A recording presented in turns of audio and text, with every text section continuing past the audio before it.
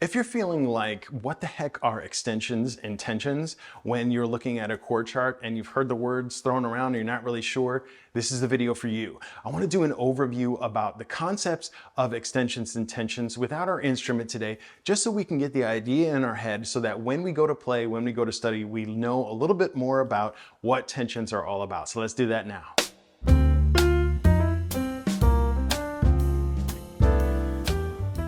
Welcome to Learn Jazz Bass with Matt Rybicki. I'm glad that you're here. As I said, we're not going to use our instrument today. Rather, we're going to use a keynote presentation that I have used before in talking about extensions, and hopefully it will help you to sort of get a broad idea about what we're looking at when we're listening and looking at how chords are spelled and so on and so forth with 9s and 11s and 13s.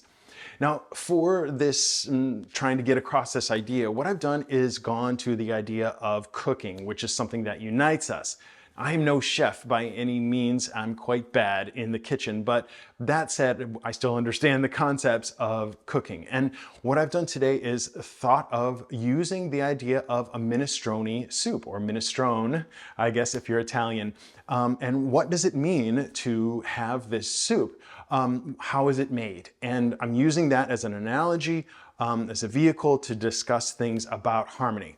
The first thing I want to do is talk about reviewing the basics that we've already sort of covered in other videos and that you probably understand already, which is triads and four-part chords or seventh chords, right? But using this idea of cooking. So if we are looking at an empty pot trying to make some minestrone, there are three really critical things we need that without, we don't have this soup at all. That would be some kind of liquid and some kind of pasta and some kind of vegetable. And so what I've done is assigned each of these elements as one element of a triad. So I'm saying the one, or the root of the chord, must be a liquid. It's got to be a liquid to be a soup, right? So we've got to throw that in. Then we need some kind of pasta, but the pasta can be different. So the pasta represents the third, or sometimes it's the fourth instead of the third, of a triad. And that is a critical part of the triad, but it can be different. It can be a natural third, or a flat third, or a perfect fourth. And those can be different kinds of pastas. And then of course we need some kind of vegetables, and those can be different too. We have this basic heading of vegetables, but you can use different kinds.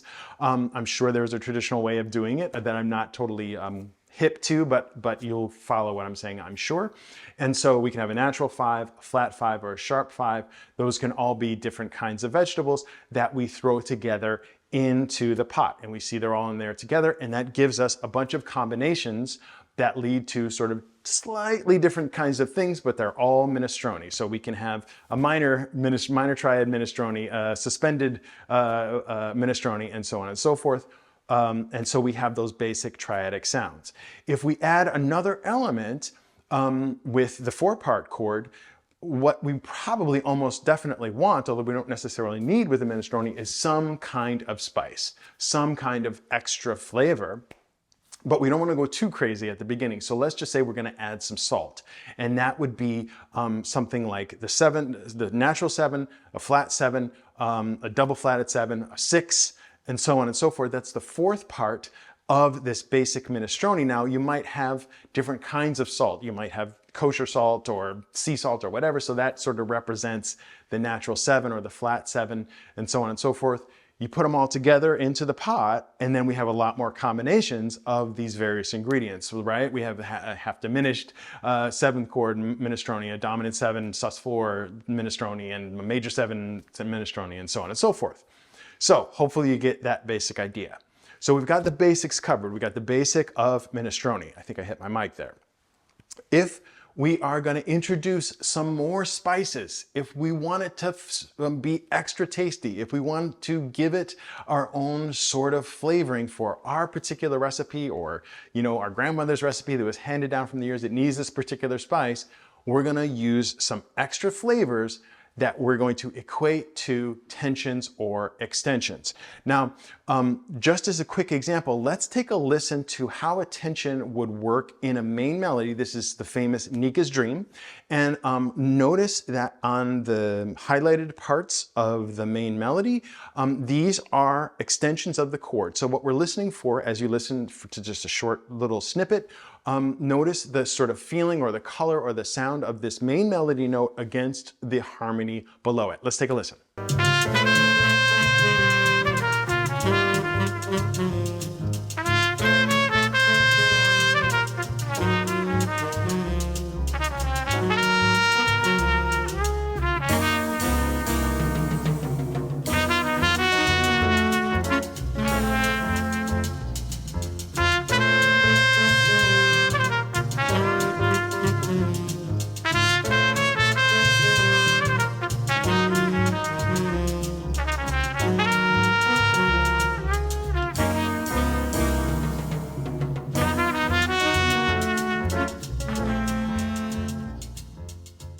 So as I say, these are spices that are added to the overall flavor of the minestrone soup.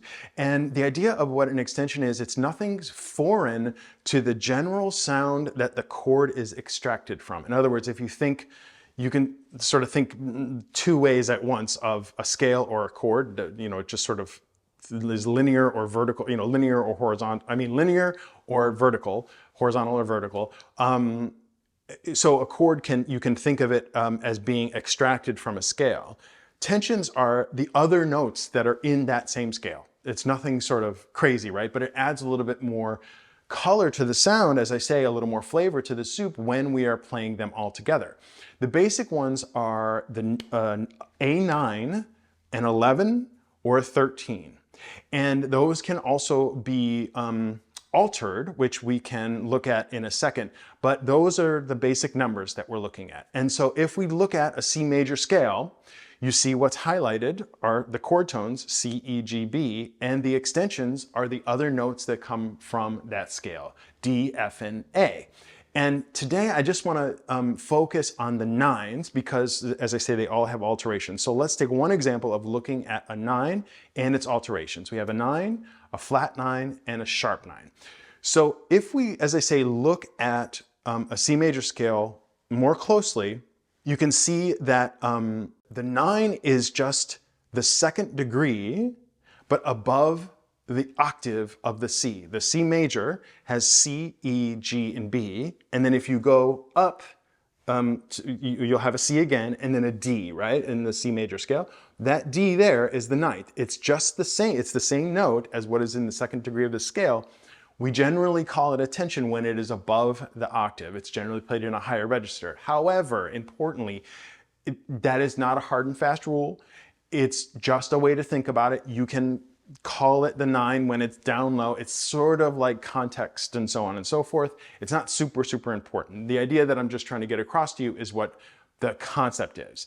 So if we have an A9, for example, and by the way, shorthand, so you already know that when it says A7, I would expect you would understand that that means A dominant 7. So that would be A, C sharp, E, and G natural. If you've got it, if there's just A and then the number 9, or A and the number 13, that implies not only a dominant chord, but the other tensions that are below it. So if it's A13, it's also implying the 9, can imply the 11. But so it's 9 and 13. If it says A9, it's saying it's an A dominant chord with the 9, the extension, the natural 9. And you'll see if I use the A Mixolydian scale to extract the A dominant chord from the second note that is in that scale is B natural. And I'm just saying it is that B natural, that second note, but it is up higher basically. It lives sort of above those essential qualities that make up that chord.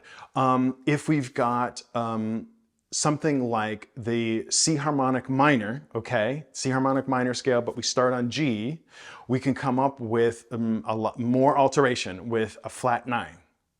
And what that means is we are taking the C harmonic minor scale, we're starting on G, those notes are G, A flat, B, C, D, E flat, F, G, A flat. And so that A flat, the second degree of that particular scale, becomes a flat 9.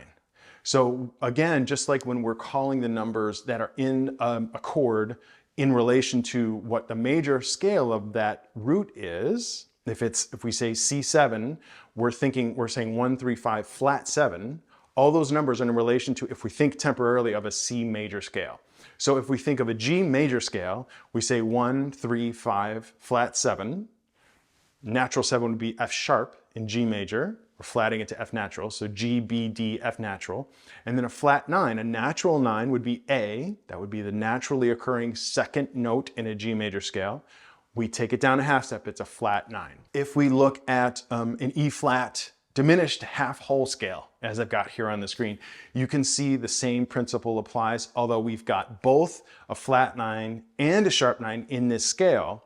When I am looking at a chord that just has E flat 7 sharp 9, this is one place that can be extracted from, one place from one scale that you can derive a sharp 9 from. But again, this is in relation to, in this instance, E flat major. The 9 would be the second degree of E flat major, so that's E flat F, right? And we're going to bring that up a half step, so that's F sharp. So sharp 9. So E flat and F sharp is the sharp 9.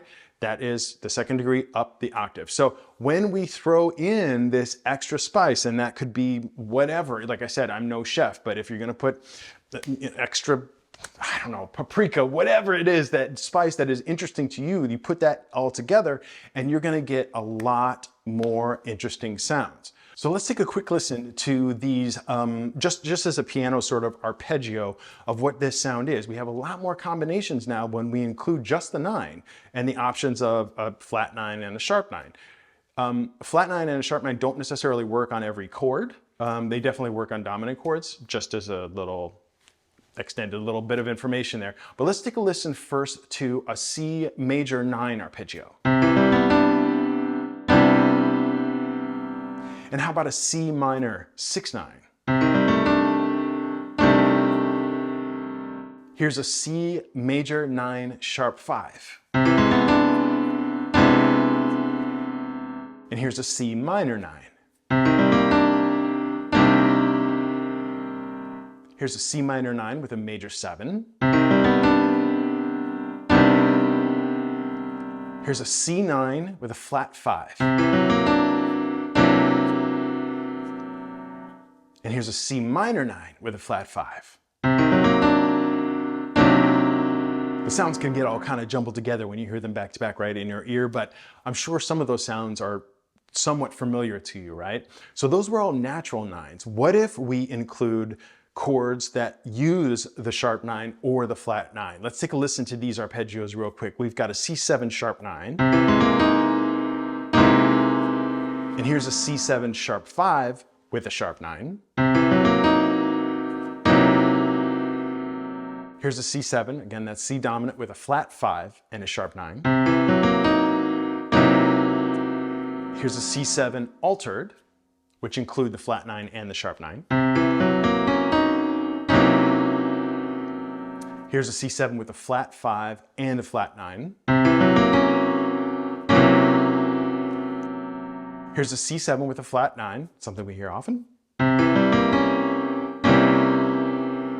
Here's a C7 with a sharp 5 and a flat 9. So there's a lot of possibilities, right? And we just sort of covered the surface of it. So, but hopefully you get the idea that it adds these different colors. So let's look more carefully at what some of these 9s and alterations might do to a chord, broadly speaking. For example, a natural 9 can, to my ears, sort of add a luster to the chord. It sort of adds this sort of shininess, a brightness to it. It can also really be an excellent note to pivot between the 1 and the thirds, the 1, 2, 3, right? Of course, or to be used in some kind of enclosure. Very good use there. And also, if you sustain it, if you hold that 9 out, that extension out, it has a very pleasant sound, but it also can sound a little bit unresolved, which is not a bad thing. It can be very much what you want to hear. The flat 9, conversely, rather than adding luster, it adds a little bit more darkness or heaviness to the quality of the chord. It wants to pull back to the root because it's just a half step up from the root. So it wants to pull back to there. It often occurs in a minor 2-5 when we've got the 5-7 there. It usually has a flat 9. We've talked about that in minor blues and so on and so forth. It tends to, as I have said before, pretty much only work normally on a dominant chord. That kind of applies as well to the sharp 9, which now pulls to the 3rd because it's a half step down from the 3rd. If we're on a G7 sharp 9, for example, the 9 would be A, the sharp 9 is A sharp, and that A sharp wants to go to B, which is the 3rd of the G7 chord. We tend to sort of associate this with evoking sort of like a blues-like quality to the sound because that sharp 9 is also the flat 3rd, right? I just said G, A is the 2nd degree, A sharp is the sharp 9, and harmonically that is B flat, so G, B flat. So if you've got a B flat and a B occurring together, that natural 3rd and a minor 3rd occurring together, it can have or evoke that feeling of sort of that blues sound that isn't necessarily by any means the end-all be-all of the use of that sound. It's just a general thing to get you associated with it. So let's take a listen real quick to some examples of some melodies and some solos that use the 9 in them, and hopefully that will give you a little bit more sort of practical use of this thing we've just been talking about. So here is another melody from Joe Henderson called Black Narcissus, and notice that the arrows point to extensions in the main melody itself. Let's take a listen to that.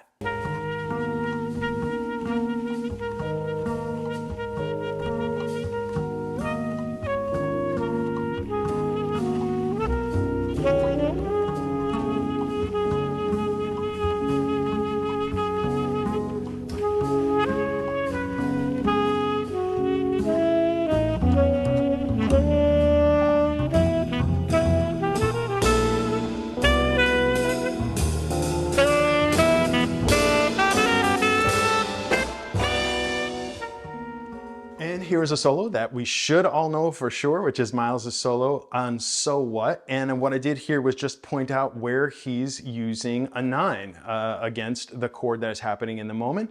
So let's take a listen to that. But here I've highlighted where the 9, the extension of the 9 exists in this solo.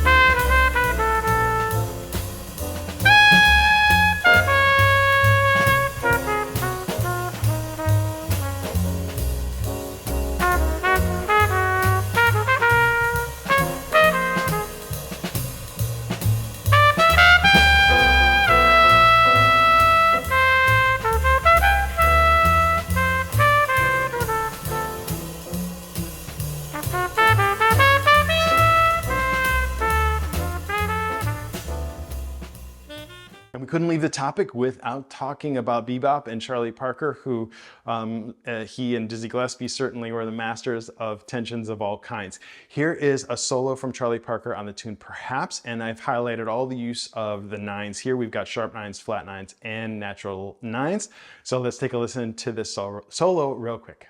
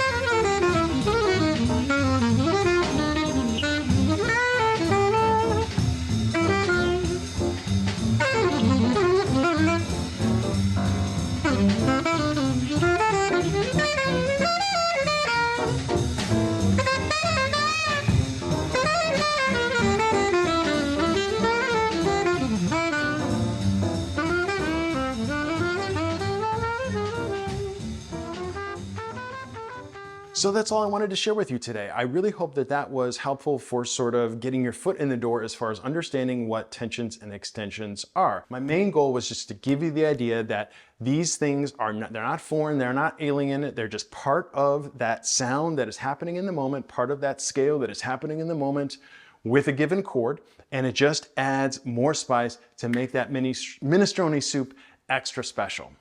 Thanks for joining me today. I hope that it was helpful. Look for a link below for a free PDF from this video. And of course, ask me any questions, any comments. I'm happy to hear them. Thanks for joining me, and always remember, straight ahead and strive for tone.